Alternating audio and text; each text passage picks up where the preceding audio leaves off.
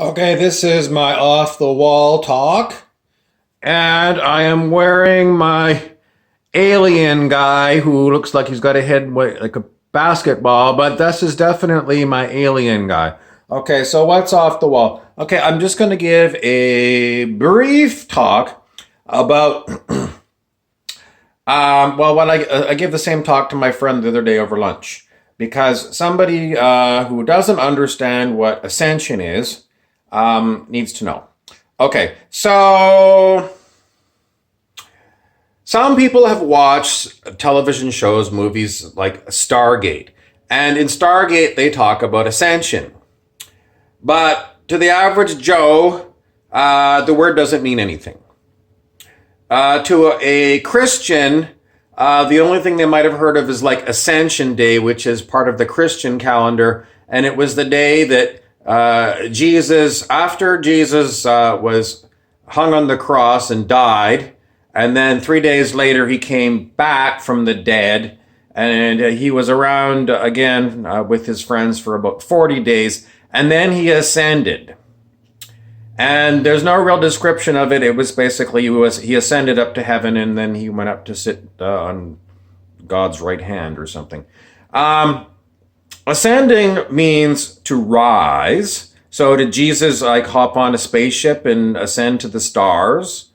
Some alternative theories are that Jesus was an astronaut and he came from advanced civilizations. Kind of like the David Bowie movie, The Man Who Fell to Earth. There's various stories about extraterrestrials who came to planet Earth to help Earthlings learn to love one another and stop warring against each other. Quite a few. Is it true? Ancient aliens or ancient astronauts? Well, I don't want to talk about that. It could be true. It could be true. But I will come back to it shortly. What I want to talk to you first about is the scale of human consciousness. The scale of human consciousness runs from 1, which is the consciousness of an amoeba. I haven't met anybody with a consciousness of 1. In other words, well, yes, I have.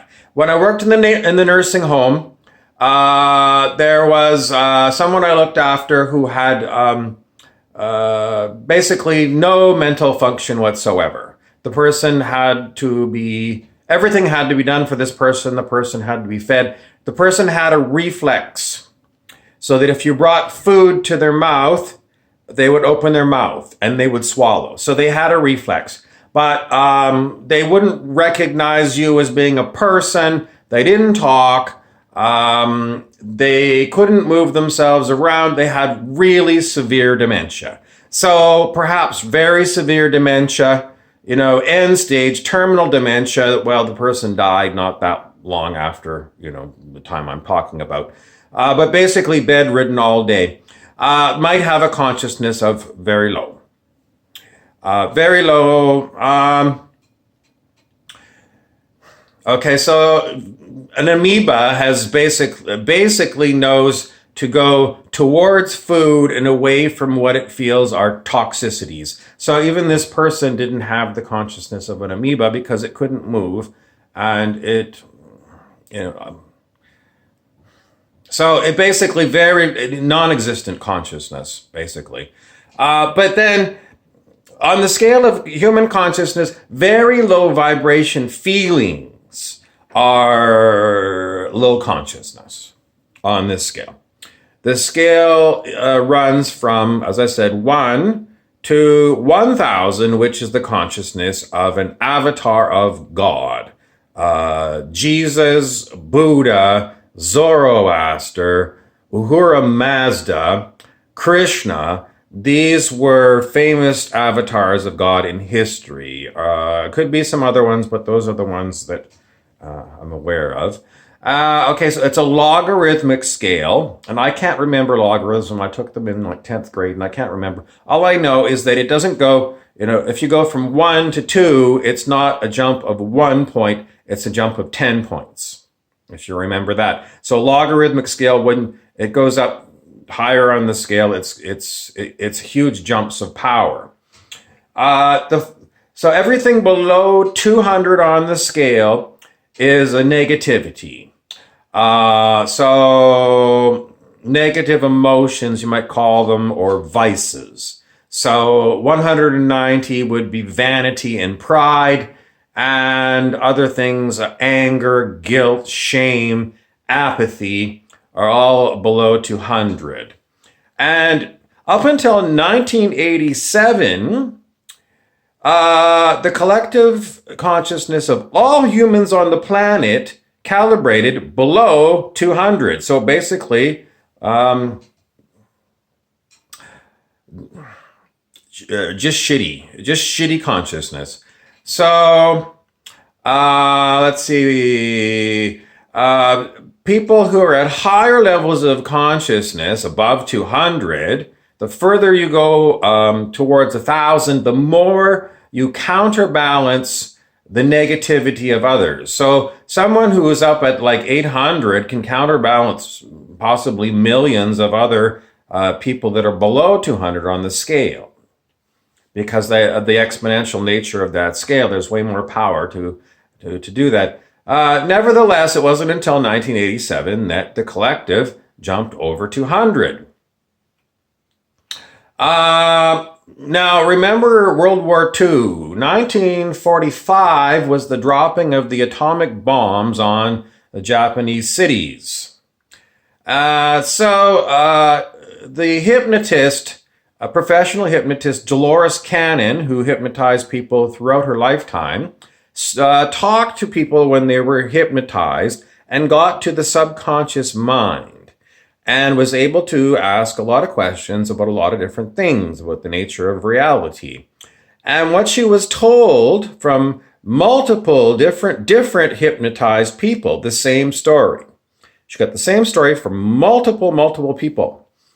And the story is that after the bombs were dropped on Nagasaki and Hiroshima, the planet's own spirit, Mother Earth, or Gaia, sent out a message to the rest of the galaxy saying, I've had enough. This is, we're on the road to ruin and Armageddon, and I really need help with these humans who are on my planet.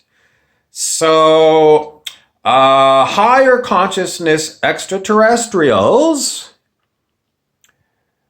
volunteered to come to planet Earth and incarnate as human babies, with the idea that when they grow up, they already had a very high vibration in their previous lives as extraterrestrials, and they would grow up to be highly conscious humans, and that would raise the collective consciousness of humanity so much that we would leave the old ways behind and we would go to level 540 on the scale of human consciousness, which is unconditional love, and change the world.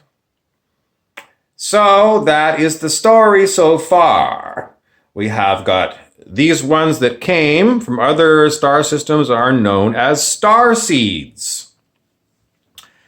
And we are in the time of Donald Trump's election campaign, called it the Great Awakening, and he called it, well, basically figuring out all the nasty things that the Democrats did. But it is not a political awakening that we are going through. It is called ascension. And ascending on the scale of human consciousness is a personal thing that every human must do at this time.